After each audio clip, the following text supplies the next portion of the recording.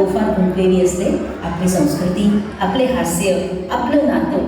आजच्या स्वातंत्र्य दिनानिमित्त तिरंग्याचा गोफ विणायला येत आहे आपल्या या सगळ्या सख्या.